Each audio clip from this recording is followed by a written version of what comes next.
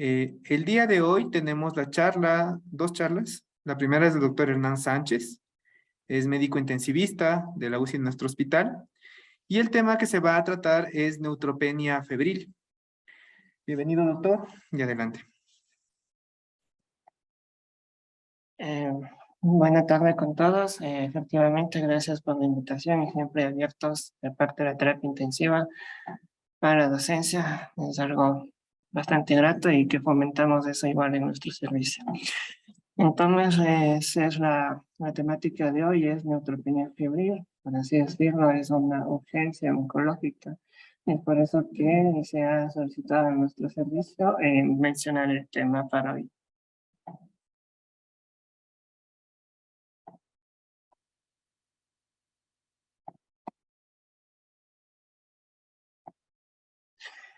Ok, entonces debemos dar una definición. Obviamente, neutropenia febril ha sido catalogada como aquella presentación de una temperatura aislada mayor a 38,3 grados centígrados o aquella que se presenta en dos tomas diferentes desplazadas por una hora a una temperatura mayor a 38 grados centígrados.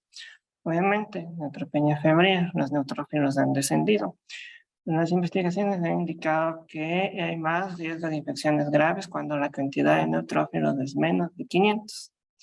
O se espera que estos bajen a menos de 1000 en las próximas 48 horas. Con esto hemos definido lo que es neutropenia febril.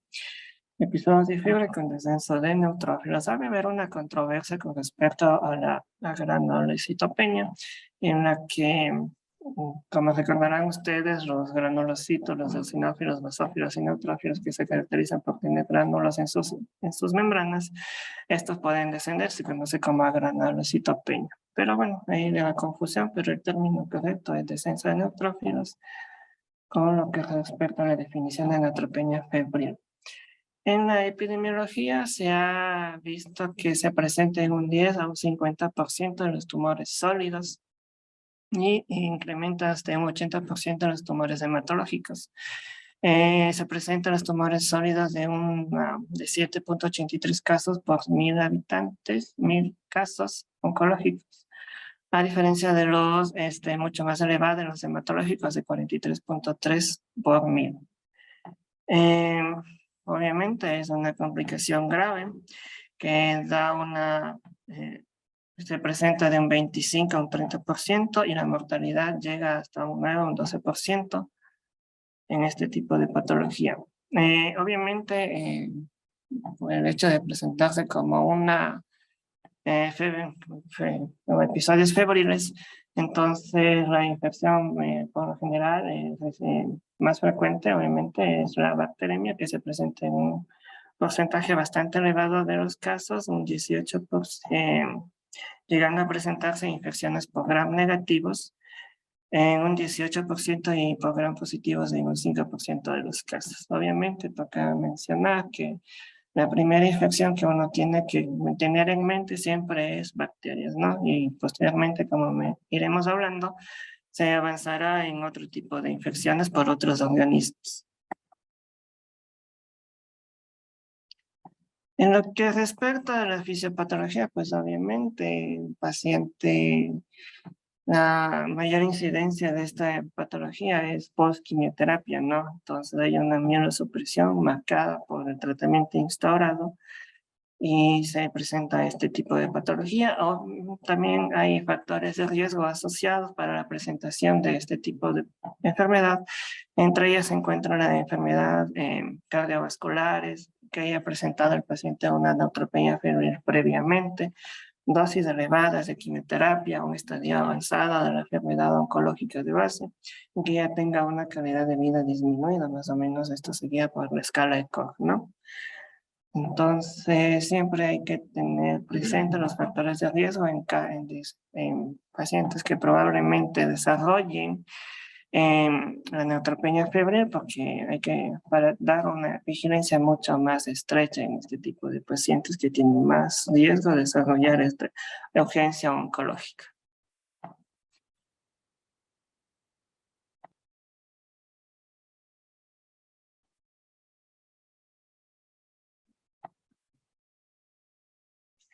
Entonces, siempre se debe evaluar los riesgos, ¿no? Oh,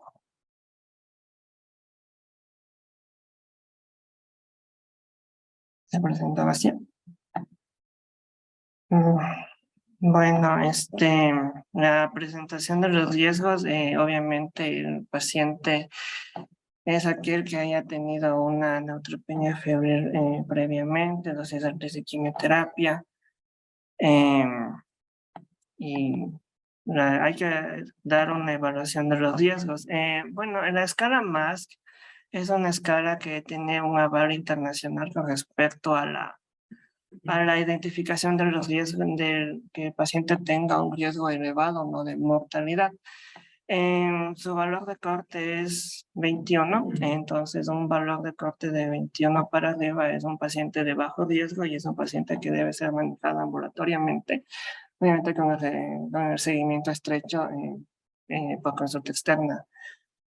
Y el paciente que se maneja con una escala más menos de 21 y es un paciente de alto riesgo y un paciente que debe quedar ya de por sí hospitalizado y dar el manejo apropiado.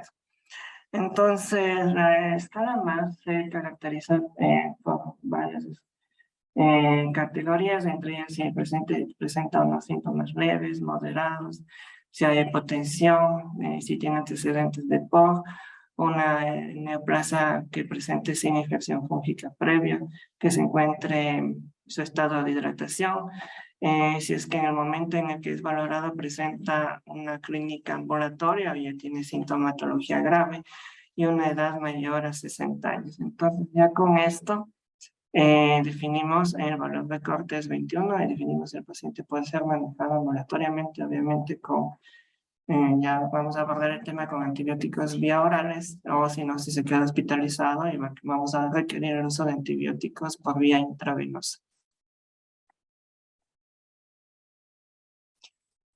Entonces, de hecho, el diagnóstico obviamente por clínica, fiebre más descenso de neutrófilos.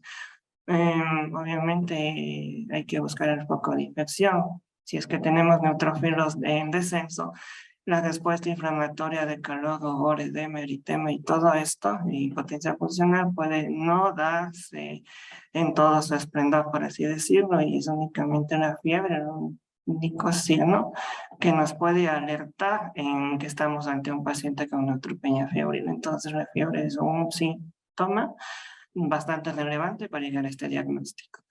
Obviamente, una vez que llegan a este diagnóstico, hay que ver el foco de infección. Bueno, hay que probablemente en sangre, si es que está con fiebre, y hacer un buen examen físico para determinar si hay un foco infeccioso o varios focos infecciosos. Entonces, obviamente, la sintomatología por la que acude el paciente nos guiará, más los antecedentes que nos diga el paciente. Obviamente, el manejo debe ser rápido. Algunas guías indican que tiene que ser en los primeros 30 minutos. De las últimas guías ASCO en 2018 mencionan que en una hora el paciente debe ser tomado en cultivos y hacerse una gasometría en la que nos indique el lactato para ver cómo se encuentra su perfusión tisular. Y hay estudios, bueno, y hay exámenes no, paraclínicos no tan urgentes como para realizarlo de la primera hora o los primeros 30 minutos de manejo, que deben ser realizados en la siguiente hora o 2 horas siguientes al manejo del paciente. Obviamente exámenes complementarios que nos guiarán en el diagnóstico de la infección que está atacando a nuestro paciente por una radiografía de tórax si consideramos una neumonía, biometría hemática, química sanguínea, a ver si ya tenemos compromiso orgánico o de coagulación, como los tiempos de coagulación, una gasometría para conocer los gases arteriales y también obviamente ya hacer el diagnóstico viral de PCR de virus, ¿no? No solamente las bacterias atacan, sino también los hongos y los virus, pero en las primeras 72 horas de manejo la infección predomina siempre va a ser bacteriana.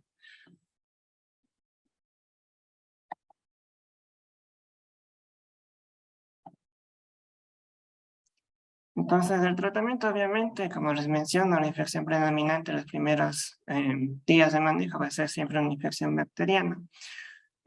Puede que no se haya identificado un foco infeccioso evidente en el examen físico o en la anamnesis, entonces y por eso es que se empieza con una antibiótico-terapia de amplio espectro. Em, según los antecedentes del paciente. Por lo general, la antibiótico-terapia debe mantenerse hasta que los neutrófilos se incrementen a más de 500 o ya si el paciente se encuentra en fiebre por 48 horas continuas. Hay un estudio, el How Long Study, que está haciéndose en España ya desde el 2016, en el que se está investigando y se está proponiendo mantener el tratamiento antibiótico durante las primeras 72 horas. El paciente ya no presenta una respuesta inflamatoria evidente y no presenta obviamente fiebre durante este tiempo. Es un target que se puede descontinuar o desescalar el tratamiento antibiótico. Todavía está en, en, en estudio, pero al momento se mantiene la postura de mantener los antibióticos hasta que los neutrófilos incrementen a 500, el paciente se mantenga a febril por un periodo de 48 horas continuo. Entonces, un esquema antibiótico de amplio espectro, ya hablamos de una neutropenia febril con menos de 21, un paciente que se queda hospitalizado con uso de antibiótico terapia intravenosa. Vamos a usar antibiótico-terapia de amplio espectro con el uso de un antipseudomónico, ¿no? Y dependiendo de los patrones de susceptibilidad que tenga cada unidad hospitalaria. Obviamente, si la evolución clínica del paciente no es la adecuada o si hay una infección que comprometa tejidos blandos o dispositivos intravasculares, la cobertura antibiótica debe ampliarse a gram positivos. Incluso el uso de la vancomicina o cobertura para gram positivos también está indicada en aquellos pacientes que en el examen físico presenten una mucositis grado 4 o 3 incluso. Y obviamente si la evolución del paciente no es adecuada, el choque se acentúa, como ya les va a mencionar mi compañero, debemos ampliar la cobertura antibiótica a gram positivos, ¿no? Como ya les había mencionado en la epidemiología, los gérmenes gram negativos son los que más infecciones dan, infecciones graves en este tipo de pacientes, pero los gram positivos también están presentes en un porcentaje menor, pero están presentes. Y si la evolución del paciente no es la adecuada, ampliar la cobertura antibiótica siempre es lo adecuado. Obviamente los primeros 3 días de manejo. Si no hay respuesta, se debe ampliar, siempre ampliar, ¿no? Obviamente, si es que ya la condición clínica lo amerita, ampliar. Entonces, el tratamiento antimicótico, ¿cuándo empezarlo? Si es que la fiebre persiste más de 4 días, a pesar de haber iniciado un esquema antibiótico de amplio espectro, ya se debe dar cobertura para hongos. Obviamente tocan los antecedentes del paciente, es muy importante porque si es que no ha recibido profilaxis previa con antifúngicos, entonces podríamos iniciar obviamente con el inicio de soles tipo fluconazol, que la mayoría de las cándidas son sensibles. Obviamente, si el paciente ya ha recibido previamente el uso de antimicóticos, entonces ya, y si tiene factores de riesgo para una micosis resistente o ante una sospecha de Aspergillus, entonces ya debería y se debe dar antifúngicos de mayor espectro, entonces ya indicaríamos el manejo de las equinocandinas o el voriconazol o la anfotericina B, siempre en el contexto clínico del paciente, ¿no? Obviamente recién hubo un caso en nuestra unidad en la que un paciente hay alta sospecha de Aspergillus, pero tiene falla hepática. Entonces, en este caso, ya el uso del voriconazol ya no estaría indicado y nos tendríamos que ir a las alternativas, lo que es el uso de la anfotericina B. Todo está basado en los antecedentes y en la clínica de nuestro paciente. Cada paciente es individual y tiene que pasarse la terapéutica con este razonamiento.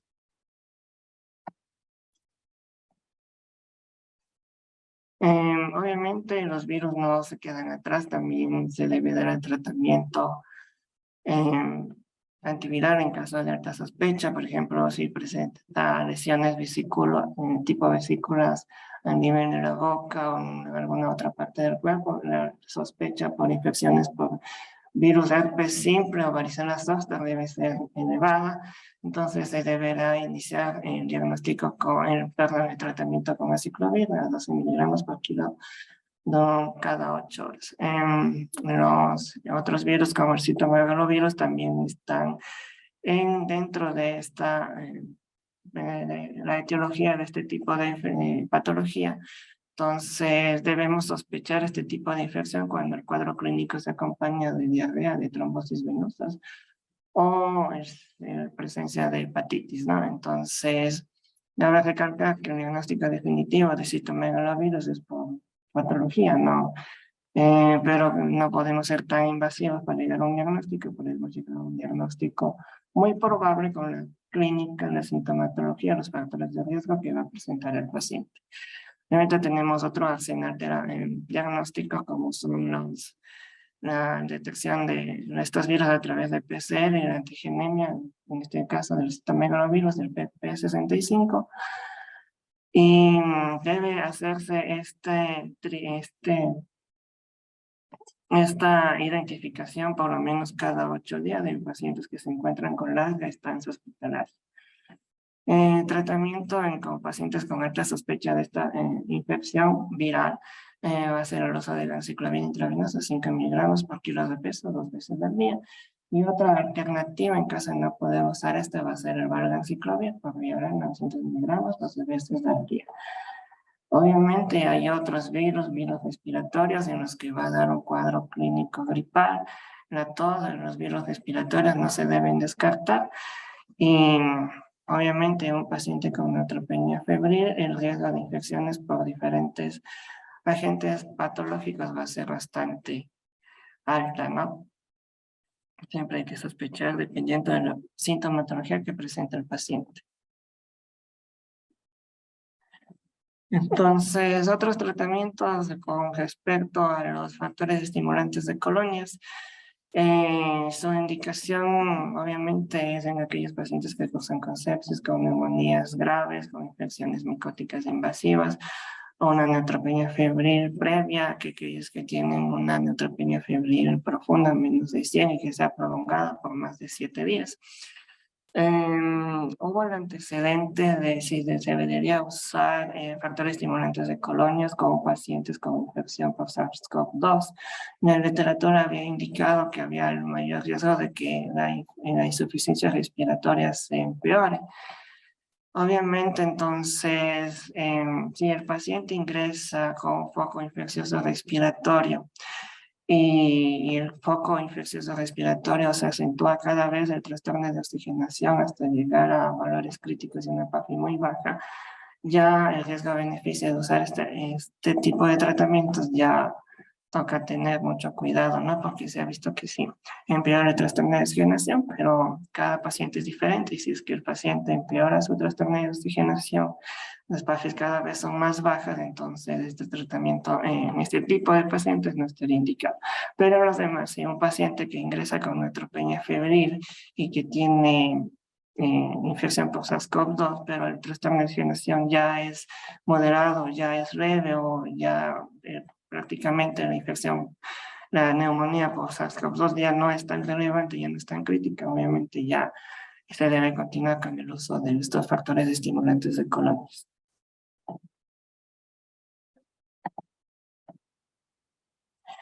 Eso es un abordaje general del uso de lo que es neutropenia febril. Ahorita comenzaremos con las preguntas para dar paso a mi compañero en la siguiente media hora.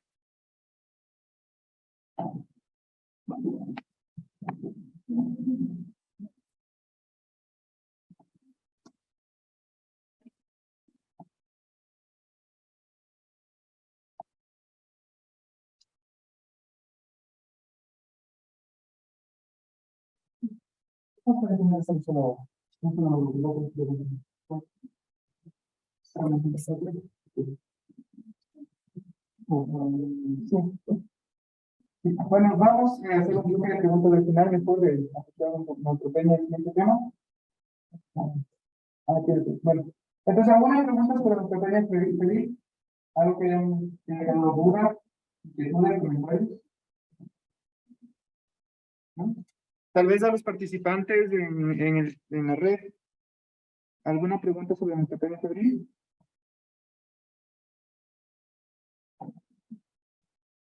Bueno, parece que quedó bastante claro el tema. Gracias, Doc. Y vamos a ver la siguiente presentación.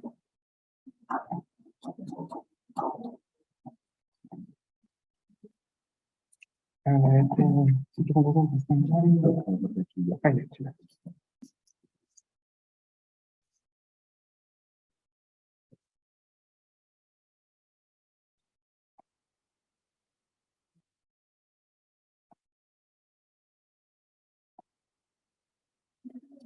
Sí, sí, de hecho, está aquí.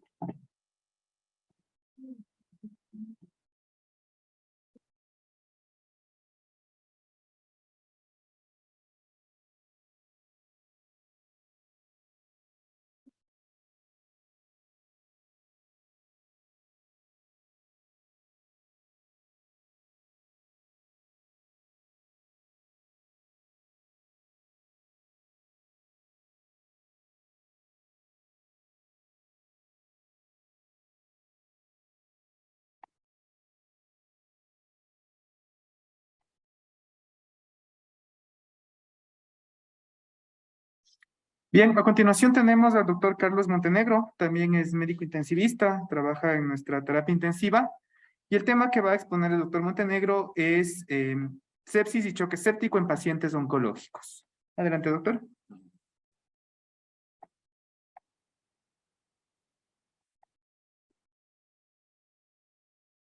Muchas gracias, Doc. Buenos días, compañeros. Muchas gracias por la invitación también. Es muy grato participar en este tipo de eventos y pues contribuir un poco con la formación de nuestros residentes, pues con la finalidad de tener algunos conceptos claros y trabajar al unísono para el bienestar de nuestros pacientes. Bueno, el tema a impartir es un tema muy importante dentro de nuestra unidad de cuidados intensivos. Es un tema que conlleva mucha gravedad y mucha mortalidad en los pacientes pues, que presentan este tipo de patologías. Y es muy importante identificarlos para tratarlos a tiempos con la finalidad de disminuir todos estos eventos adversos que la finalidad pues repercuten mucho en los pacientes y en sus familias. Eso aquí, allá, no tengo conflictos de interés. Bueno, estas son algunas etiologías de las cuales el paciente ingresa a la terapia intensiva, no solo son infecciones. Hay algunas infecciones pues, que predisponen al choque séptico, a la sepsis grave, como las neumonías, la situ, las infecciones de tracto urinario y las complicaciones posquirúrgicas tardías. Es lo más frecuente que ocurre en nuestro servicio. Aproximadamente corresponde al 40 al 60% de los pacientes con choque séptico. Otras etiologías son complicaciones del mismo cáncer, por ejemplo, el síndrome de lisis tumoral, trastornos electrolíticos, insuficiencia renal aguda, estatus convulsivo, síndrome de vena superior, síndrome de vena cava superior y complicaciones propias del tratamiento quimioterapéutico, como hepatopatías, choques distributivos no sépticos, hemorragias y miocardiopatías tóxicas. Entonces, básicamente las infecciones forman parte de un grupo importante en este tipo de pacientes que ingresan a nuestra unidad de cuidados intensivos. Como podemos ver, aquí hay algunas variables de mortalidad en los pacientes oncológicos. La sepsis es una de ellas, que aumenta mucho la mortalidad. Tiene un intervalo de confianza aquí bastante homogéneo en la muestra y con una representación significativa. La sepsis representa casi 2.1 veces más de morirse en aquellos pacientes que presentan esta entidad, así también como los pacientes que tienen o que necesitan ventilación mecánica invasiva por sepsis o por otras causas, también predisponen a mucha mortalidad, entre otros ejemplos, ¿no? Como podemos ver aquí, es una comparación de pacientes oncológicos con no oncológicos dentro de la terapia intensiva. Estamos comparando a los pacientes con con tumor sólido, tumor hematológico y no oncológicos. Como podemos ver, los pacientes que tienen un CA hematológico son los que mayor predisposición tienen a hacer fallos dentro de la unidad de cuidados intensivos. Y obviamente los que producen más fallos pues tienen mayor riesgo de mortalidad. Como vemos pues mientras más fallos tenga, más de 4 fallos orgánicos, mayor o exponencial es su mortalidad. Y justamente en los pacientes oncológicos es mucho más en relación a los pacientes no oncológicos. Aquí hay una comparación en cuanto a solo sepsis y en relación a una patología que predispone descompensación o falla multiorgánica de otras causas. Igual, la comparación es con pacientes no oncológicos y como podemos ver, la mortalidad supera casi al doble en los pacientes que no tienen patología oncológica y sobre todo aquellos que tienen patología onquematológica.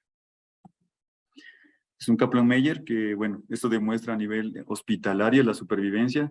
Si el paciente, bueno, si es que, digamos, logra salir de la terapia intensiva con una buena calidad de vida y, bueno, con expectativas de completar su tratamiento quimioterapéutico, podemos ver que la mortalidad en la hospitalización también es bastante alta en estos pacientes oncohematológicos, incluso hasta los 60 días.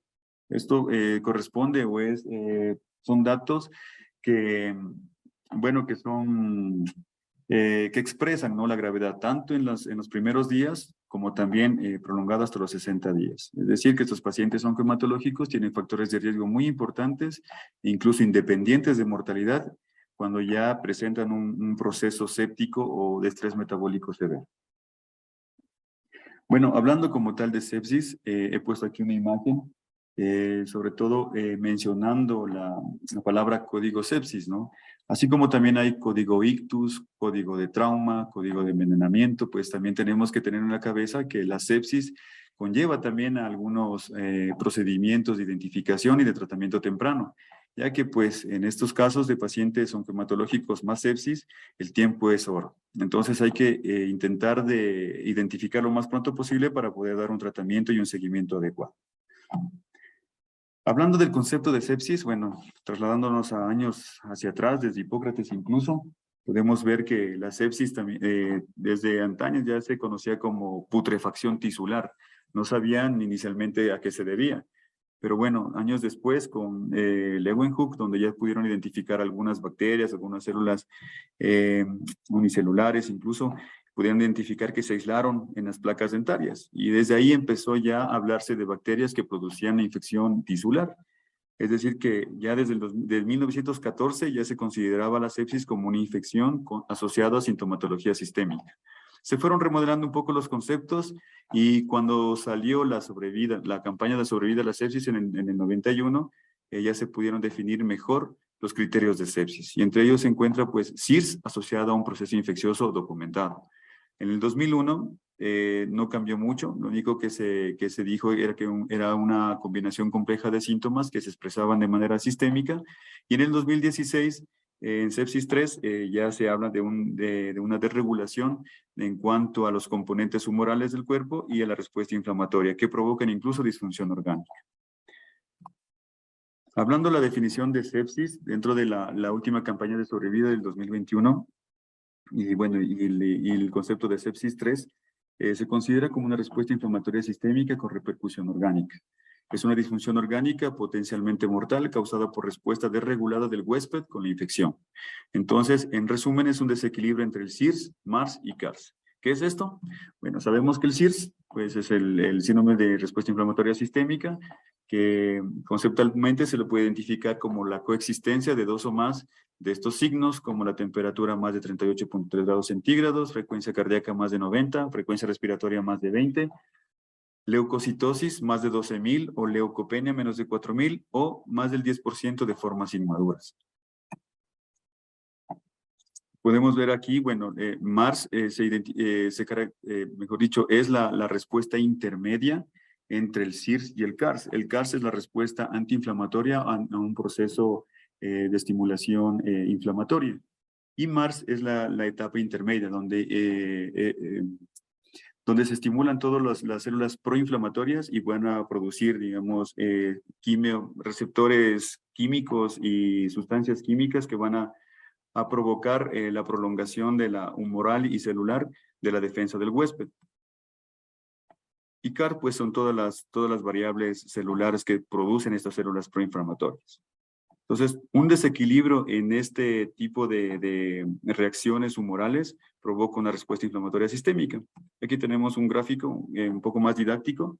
Como podemos ver, después de la estimulación de la lesión tisular, se activan los DAMs y PAMs, que obviamente son, juntamente con los receptores, Toll-like receptors de las bacterias, pues producen una inflamación sistémica Y a la par de la inflamación, pues también se activan los CARs con los elementos celulares y todos los receptores quimiotácticos que provocan o que disminuyen un poco la respuesta inflamatoria en relación a la defensa del huésped. En esta etapa intermedia es el MARS, donde puede haber, digamos, inmunoparálisis cuando no hay una respuesta favorable a este estímulo inflamatorio. Es decir, si es que el huésped está inmunodeprimido, si es que no se aplicó un tratamiento antibiótico de manera precoz, o si dejamos pasar la infección de manera prolongada. Entonces, es muy difícil, si es que dejamos pasar la respuesta infecciosa e inflamatoria, es muy difícil poderle compensar de manera nata, ¿no? Del propio del cuerpo, o realizar una hemostasia propia del organismo. Y es muy frecuente que esos pacientes llegan a una anergia celular y a una muerte.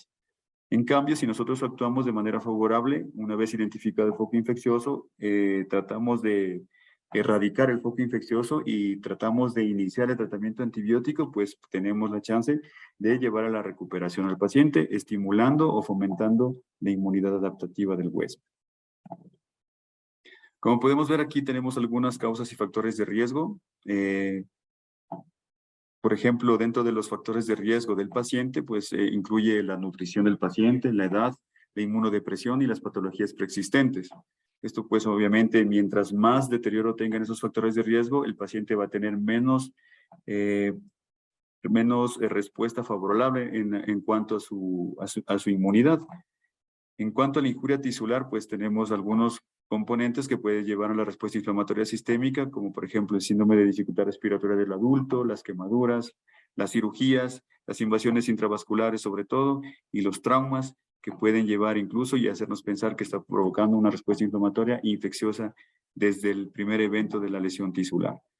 Y obviamente las infecciones pues dependen mucho del tipo de etiología, tanto bacterias, virus, hongos, o si es que son mixtas, pues depende mucho de etiología, pues para hablar también de una respuesta o un estrés metabólico dentro de este contexto de choque séptico. Aquí un gráfico que me llama mucho la atención, porque realmente esto expresa cómo van a ser después, en el futuro, la identificación de factores de riesgo. Este es un análisis retrospectivo que se ha hecho actualmente con inteligencia artificial, tomando en cuenta los 3 estudios emblemáticos de la sepsis, por decirlo de esa manera, como el PROMISE, el PROCES, el ARISE, que se hicieron dentro del 2014 al 2019, y tomaron en cuenta algunos factores de riesgo, entre ellos la respuesta inflamatoria de estos pacientes, midiendo las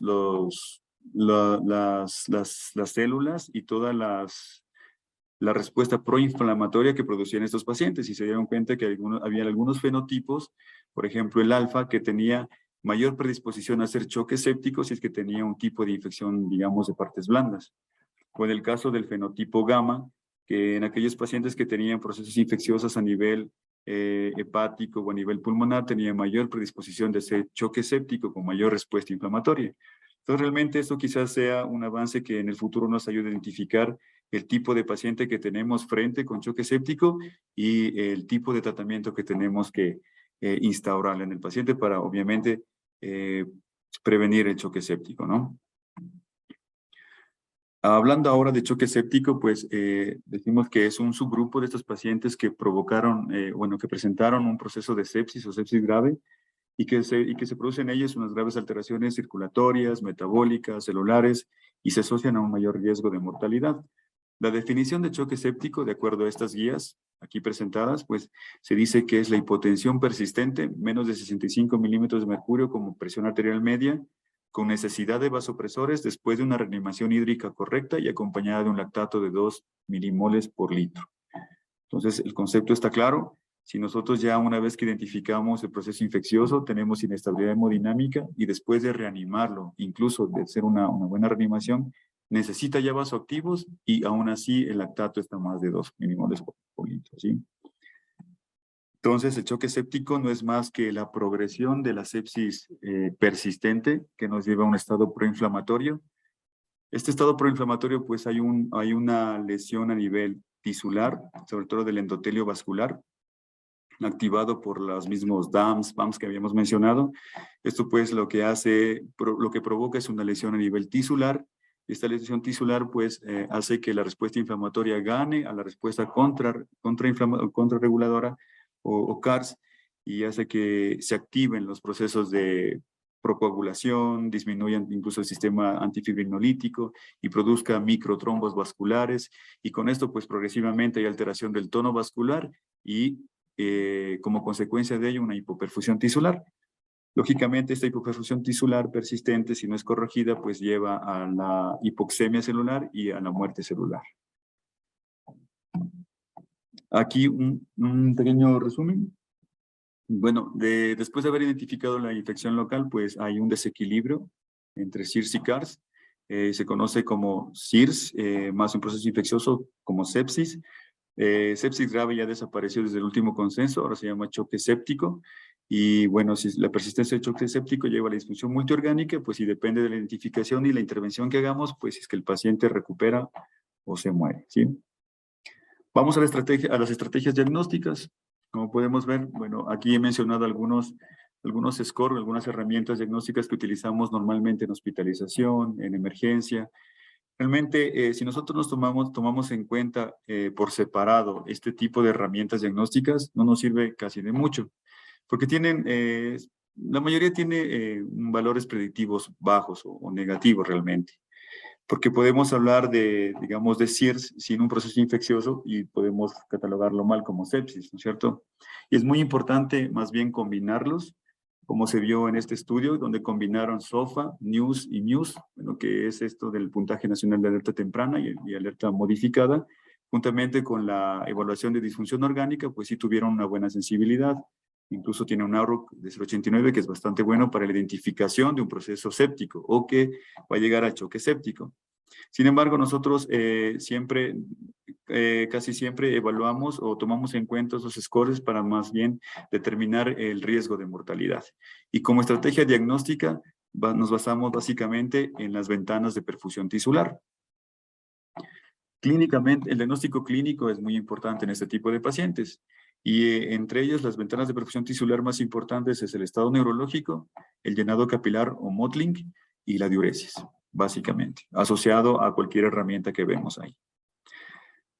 Pero bueno, se preguntarán que por qué el QIZOFA no es bueno, o porque siempre nos interconsultan y nos dicen, ¿sabe qué? Este paciente tenía un QIZOFA de 3, hay que bajarlo a terapia intensiva. Pues si nosotros realmente no nos basamos solo en eso, porque ya se identificó que por sí solo tiene un valor predictivo negativo. Es decir, que si es que el paciente presenta los tres signos clínicos, por ejemplo, una escala de Glasgow menos de 15, frecuencia respiratoria más de 22, una presión sistólica menos de 100, si es que presenta eso, no siempre va a ser sepsis, ¿sí?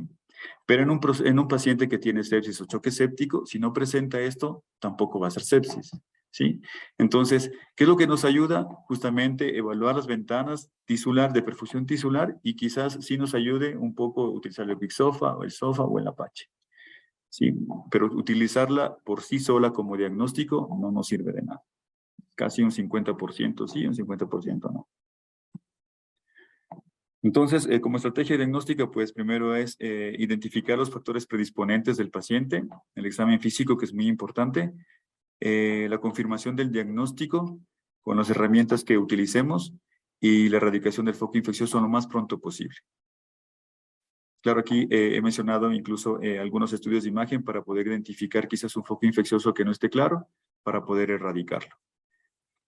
En cuanto al manejo de la sepsis, casi no se diferencia mucho realmente en relación al paciente oncológico del paciente no oncológico. Lo que sí se diferencia es en la etiología de la sepsis, ¿no? La etiología en el paciente oncológico quizás sea una neutropenia febril, quizás sean abscesos incluso en regiones tisulares un poco menos comunes que un paciente no oncológico, y que quizás ahí tengamos que enfrentarnos con un poco más dosis de antibiótico terapia, que ya lo vamos a ver más adelante. Pero dentro de estas aristas más importantes del manejo de la sepsis tenemos la reanimación hídrica, el uso de aminas y la antibiótico terapia temprana. Eso siempre no debe de faltar. Ya una vez que pensamos que el paciente tiene infección y choque séptico, estos tres pilares son fundamentales en el manejo inicial del paciente de choque séptico. Hablando de los fluidos, según este consenso, pues los fluidos nos recomiendan utilizar soluciones balanceadas en relación a la solución salina o lactato Ringer, iniciar con 30 ml por kilo en un paciente que ya veamos que tiene hipoperfusión tisular y con sospecha de hipovolemia en las primeras 3 horas por lo menos, no infundir más de 5 litros en las primeras 24 horas de reanimación, administrar albúmina en los pacientes que están con hipoperfusión más una hipoalbuminemia importante, y bueno, transfundir hemocomponentes si hace falta, el paciente tiene antecedentes de sangrado. Eso es lo que nos recomienda el manejo de la sepsis. Realmente en un paciente que no tenga ninguna condición preexistente, sobre todo cardiovascular, quizás no sirva. Pero lo que nosotros proponemos es una individualización de la fluidoterapia, ¿sí? Aquí tenemos un modelo conceptual de 4 fases, sobre todo de los efectos deletreos del síndrome de acumulación de líquidos planteados por Mulbrain. Entonces, como podemos ver aquí, ¿cuál es la individualización de la fluidoterapia? Pues aquí toma en cuenta la fase hipercatabólica de la sepsis, que se llama fase ED, y la fase ya menos hipercatabólica que la fase flow o la fase tardía. Entonces, como podemos ver, aquí nos plantea 4 escenarios, que es la resucitación temprana, ¿sí?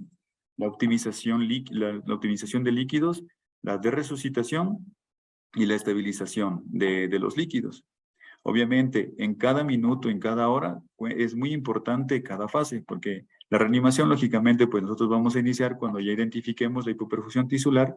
En este caso, si no hacemos una buena reanimación, el paciente se puede quedar atrás con los líquidos, disminuye el flujo, va a mantenerse una persistencia de una hipoperfusión tisular, y esto es mucho riesgo de tener una hipoperfusión tisular, sobre todo de órganos muy importantes como el corazón, ¿no?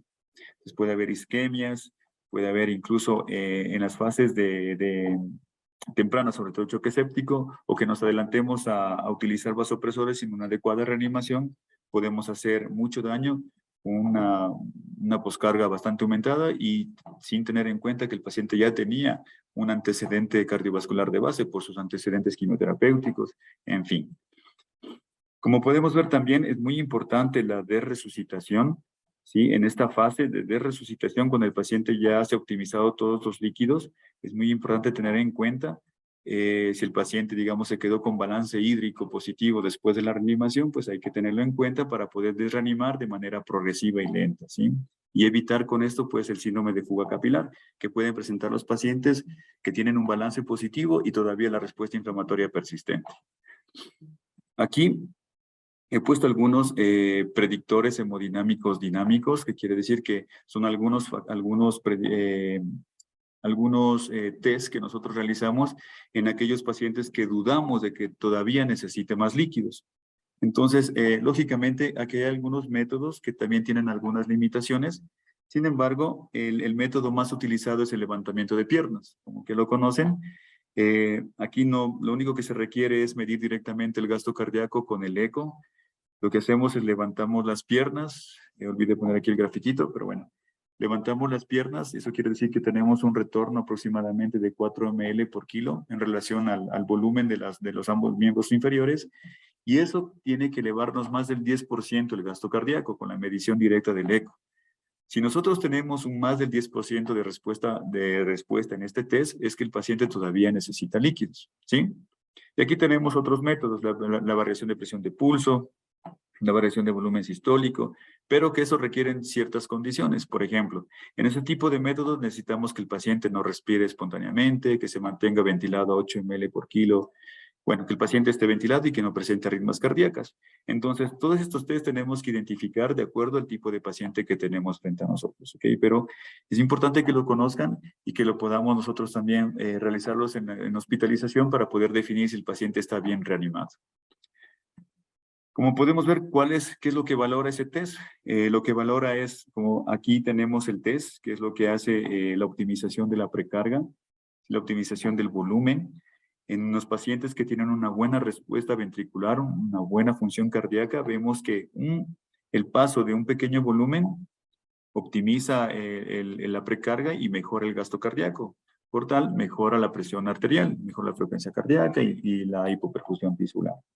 Pero en el caso de que no tengamos, como vemos aquí, mejora digamos, de 3 litros por minuto de índice cardíaco, mejoramos hasta 5 en una buena respuesta. Pero aquí, en este caso, digamos, si un paciente tiene un antecedente cardíaco, una insuficiencia cardíaca, un infarto o una miocardiopatía dilatada por quimioterapia, si nosotros le pasamos el volumen que le pasamos en el piso o en emergencia, 500, 1000, 1500, y vemos que no tiene buena respuesta ventricular, lo que hacemos es predisponer a la congestión pulmonar. Perdón. Aquí, como podemos ver acá. Entonces, aquí lo que he combinado es esta curva de respuesta ventricular y también la curva de permeabilidad pulmonar. Como podemos ver en este gráfico, inicialmente habíamos mencionado si tiene una buena respuesta ventricular, con un poco de volumen mejoramos la respuesta ventricular y el gasto cardíaco. Sin embargo, si nosotros seguimos poniendo más volumen, llegamos a esta constante de esta curva, y lo que hacemos no es mejorar el gasto cardíaco, sino más bien aumentamos la predisposición de fuga capilar a nivel pulmonar, ¿sí? Entonces aquí incrementamos el agua extrapulmonar, y en una condición preexistente como la sepsis, quiere decir que esta membrana alveolo pulmonar va a ser más débil o mayor predisposición a fugas con volúmenes más pequeños, ¿sí? Entonces hay que tener en cuenta siempre esto en mente y lógicamente no tener mucha confianza, ¿no? en la colocación de mucho volumen, sobre todo si no sabemos los antecedentes del paciente. Como podemos ver, bueno, este es he puesto aquí un resumen del VEXUS. El VEXUS no es más que la evaluación de ver si el paciente, nos hemos pasado con el volumen, si el paciente no le falta volumen. No es más que una evaluación podemos decir, de las presiones retrógradas de la aurícula derecha hacia la circulación portal y hacia la circulación renal. Como podemos ver, aquí tenemos algunos grados. Con el eco nosotros valoramos la vena porta, la vena suprahepática, la vena renal, y pues en relación a algunos grados, algunas curvas que podemos observar acá, pues podemos determinar si el paciente está con congestión venosa o con sobrecarga de volumen, ¿sí? Esta es una herramienta que nos ayuda mucho a valorar si el paciente ya llegamos a una estrategia de reanimación, o sea, llegamos a una fase de reanimación y tenemos que cambiar ya a una fase de desreanimación o de resucitación. Entonces es muy importante conocerla y que nos pueda servir incluso para nuestro manejo en los pacientes. Aquí es el resumen. Realmente hay algunos datos que, bueno, lo podemos manejar en emergencia, en piso. Digamos, son 4 fases que nosotros iniciamos reanimación, paramos reanimación, volvemos a reiniciar y luego volvemos a parar la reanimación hídrica. Eso es en relación a los distintos estados o fases metabólicas del choque séptico. Como habíamos mencionado inicialmente, pues el paciente, estamos en una fase hipermetabólica que necesitamos muchos líquidos en la reanimación y nosotros podemos comenzar con pequeños volúmenes de 4 ml por kilo, como nos sugiere esta guía, ¿sí? O 30 ml por kilo en la primera hora, que no es mucho volumen, y seguir evaluando. ¿Cuáles son los parámetros que vamos a evaluar? Obviamente, nosotros vamos a iniciar con la reanimación cuando tengamos signos de hipoperfusión, con una presión arterial media menos de 65, un gasto cardíaco o índice cardíaco menos de 2.5. Y tenemos que hacer aquí las pruebas, ¿no? La variación de presión de pulso, levantamiento de piernas, un lactato, decir que también hay un lactato de más de 3, pues iniciamos la reanimación hídrica. Sin embargo, nosotros nos tenemos que detener cuando ya hemos conseguido esos objetivos. Por ejemplo, cuando hemos llegado a una presión arterial media más de 65, o cuando se ha barrido el lactato, o cuando ha mejorado la condición cardiovascular, o cuando ya no responden a los test de predicción de volumen. Semanas después o días después, cuando ya se ha corregido el proceso infeccioso, el paciente se ha estabilizado, nosotros tenemos que volver a evaluar al paciente si es que realmente estamos ya con mucho volumen, de acuerdo a todos los datos de balance hídrico. Si el paciente obviamente ya tiene 2 mediciones de balance hídrico positivo, entonces tenemos que evaluar si cumplimos con algunos parámetros de perfusión tisular, y de acuerdo a eso, pues nosotros empezar a la desreanimación. Por ejemplo, tenemos aquí, no responde a un test de reanimación hídrica, pero tenemos un VEXUS alto, un score de VEXUS que nos indica que el paciente ya está congestivo, que sí, en realidad lo que nos dice la bitácora con balance positivo también está influyendo en el paciente con una congestión venosa. Entonces es ahí, y el paciente ya salió del proceso séptico, entonces es ahí donde nosotros empezamos la de reanimación. Hay algunos estudios, lógicamente, como el CLASSIC, que también nos indica algunos factores adicionales que tenemos que guiarnos para poder iniciar la desresucitación hídrica. Esta desresucitación debe ser de manera prolongada, lenta, no tiene que ser muy agresiva, porque si no lo llevamos nuevamente al paciente a un choque, y en este caso sería hipovolémico. Entonces tenemos que fijarnos muy bien en algunos datos de perfusión tisular para empezar la de reanimación, sobre todo en aquellos pacientes que nos hemos pasado la mano con la de reanimación, ¿no? Y obviamente ya, y en estadios finales, cuando ya hemos visto que los órganos se han recuperado completamente y ya no tenemos ningún balance hídrico positivo, pues lo único que tenemos que hacer es una nueva evaluación hemodinámica y poder definir bien cuál es la hidratación que va a necesitar como basal ese paciente en hospitalización, ¿sí? Ahora, ¿qué beneficio tiene toda esta monitorización, este manejo de una reanimación personalizada?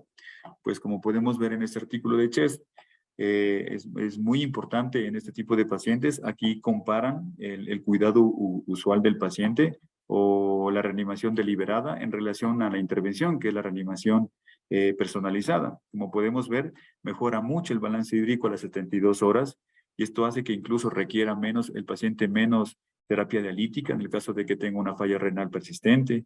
Incluso la estancia en la UCI va a ser menor, como también el uso del ventilador mecánico y también el uso de vasopresores y ionotrópicos.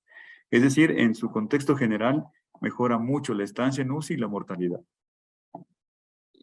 La siguiente lista de estrategia terapéutica, pues tenemos la terapia antibiótica. Nosotros tenemos que tener en cuenta, bajo la sospecha de un foco infeccioso, iniciar el tratamiento antibiótico empírico lo más pronto posible. En el caso de un choque séptico, nosotros tenemos que iniciar en menos de una hora de identificado o diagnosticado el cuadro, o en el caso de una sepsis grave, menos de las 3 horas. Nosotros tenemos que elegir el antibiótico ideal. Este antibiótico ideal pues tiene que estar dirigido teniendo en cuenta todos los factores de riesgo para un germen multidrogo resistente, ¿no? Y obviamente de acuerdo a la epidemiología local. Aquí nosotros utilizamos un score que se llama Tumbarello, que ayuda bastante a identificar los factores de riesgo para este tipo o sobre todo si que tiene riesgos de bacterias multidrogo resistentes.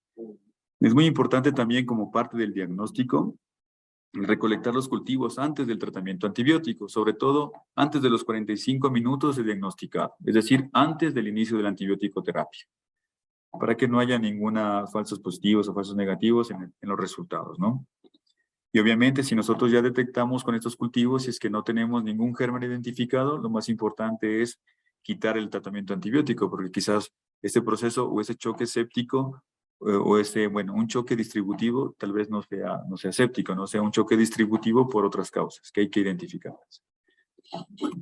Entonces, aquí hay algunos estudios que nos incitan a utilizar el antibiótico terapia con mayor rapidez.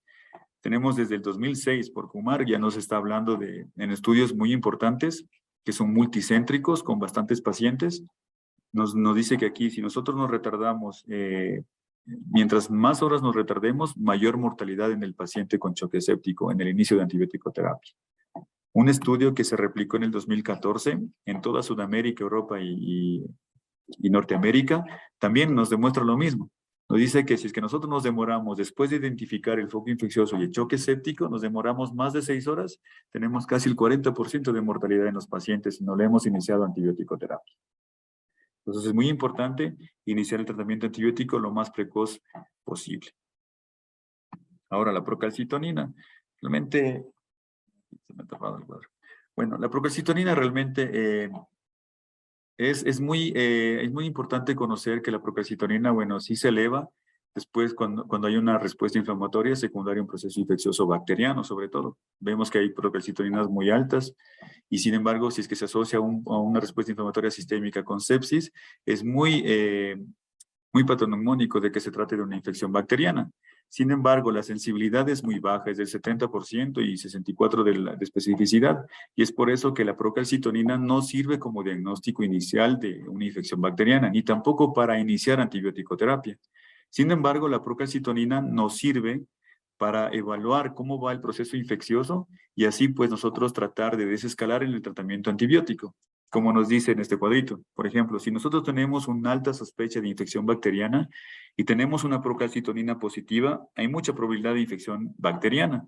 Entonces nosotros utilizamos el antibiótico con el juicio clínico previamente mencionado y obviamente repetimos cada 48 horas. Si es que esta procalcitonina ha disminuido a valores normales o se ha barrido casi en el 80%, entonces nosotros ya tenemos que pensar en desescalar el tratamiento antibiótico. No mantener el tratamiento antibiótico porque realmente no hay ningún beneficio, como vemos en esta guía de la IPSA. Como podemos ver, algunas entidades infecciosas más comunes, por ejemplo, como la neumonía comunitaria, da lo mismo dar 5 días que 10 días antibiótico terapia.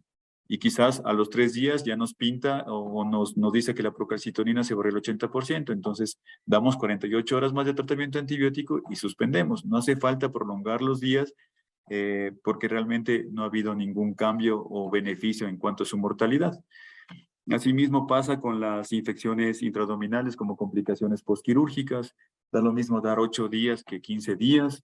En las bacterias por gram negativas también, da lo mismo una semana que 2 semanas. Lo que más es, cuando damos más tiempo, quizás nos sentimos un poco más tranquilos, pero realmente no se ha visto mucha respuesta clínica favorable en cuanto a la supervivencia de los pacientes. Y en el caso de los pacientes con oncología, en la neutropenia febril, aquí sí varía un poquito los criterios.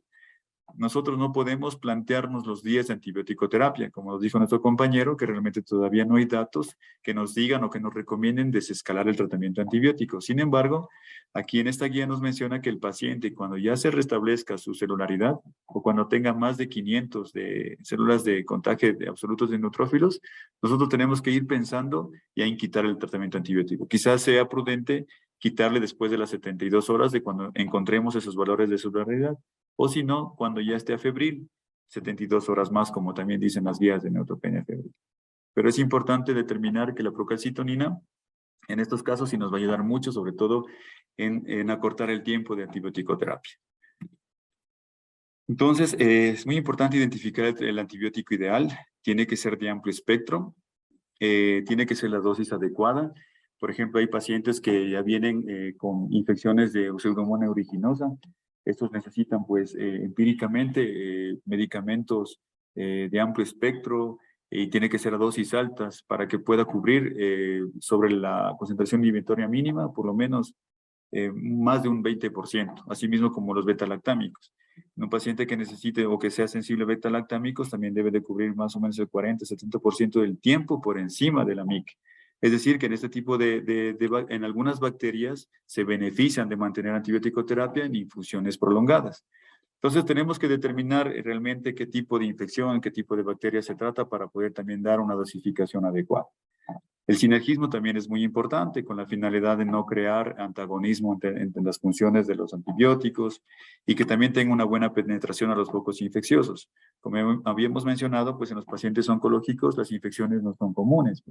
Ellos tienen infecciones muy profundas en retroperitoneo, en hueso y quizás nosotros necesitemos mantener un tratamiento, unas concentraciones más altas inicialmente hasta que haya una buena penetrancia en estos tejidos, ¿no?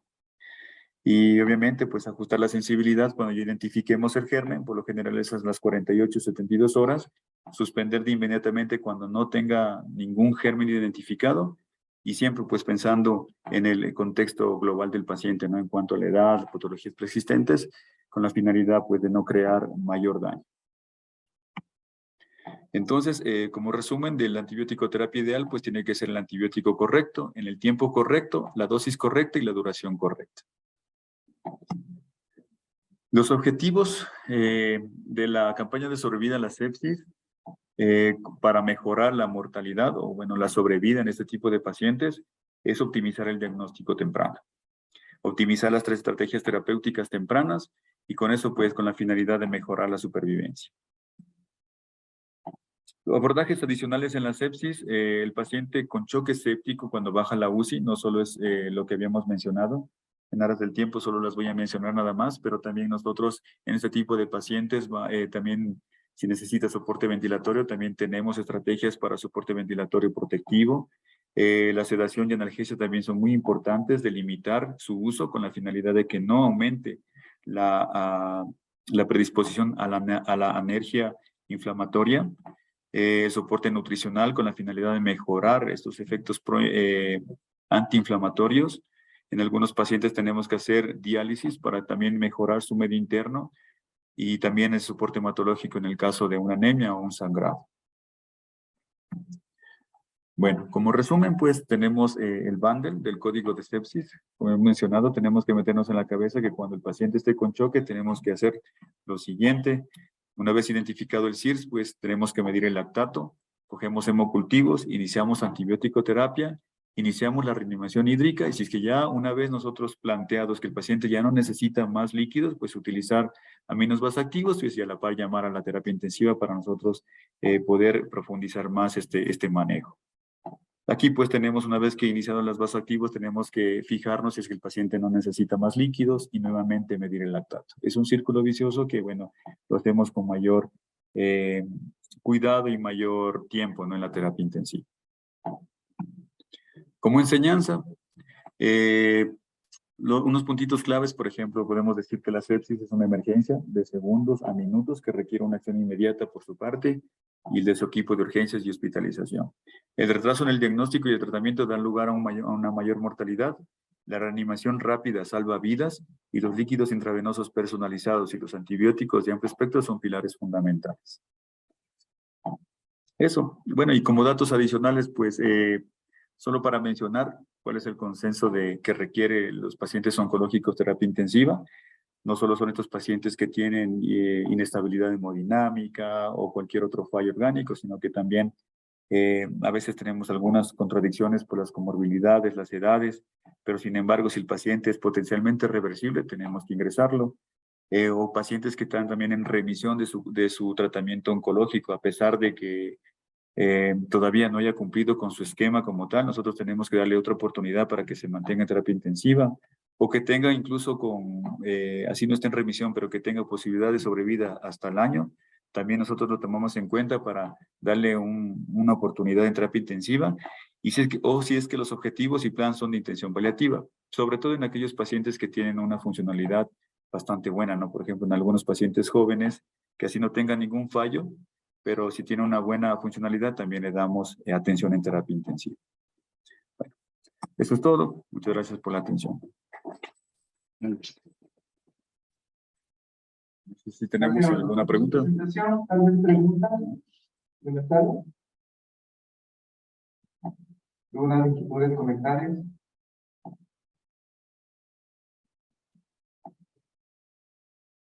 Bueno, primeramente, muchas gracias, doctor, por tomarse el tiempo para preparar. Muchas gracias. Ha sido bastante claro, ¿no? En mi caso, por ejemplo, que no estamos tan ya vinculados a la parte técnica, recordar estos conceptos que es importante. Y preparar la charla, pues también es parte del respeto que nos merecemos todos, tanto sus compañeros, estamos organizando el evento. Pues, eso es lo que van a hacer que estos espacios de docencia se sigan disfrutando, ¿no? Yo tenía una pregunta un poco enfocada cuando estamos en el hospital, estamos los residentes en los pisos, y el concepto de la línea del vidrio, de la sepsis, del choque séptico es una línea muy delgada.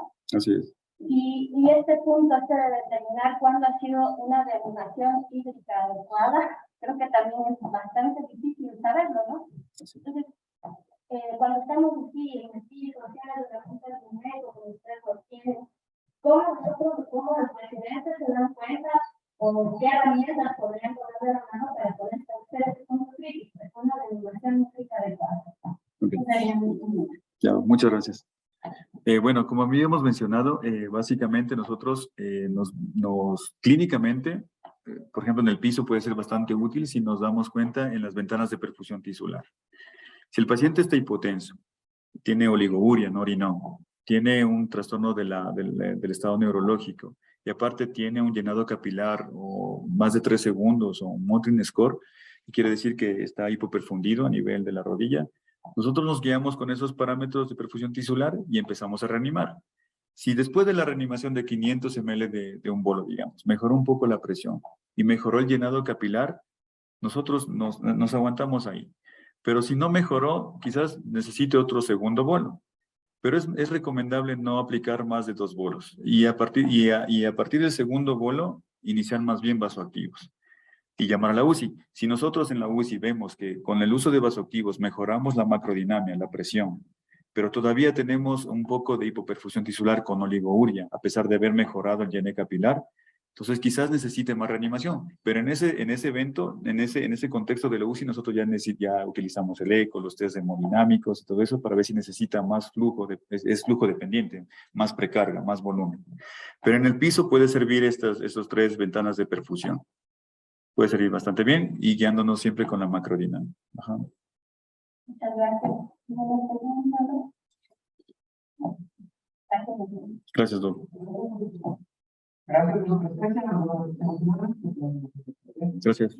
Gracias.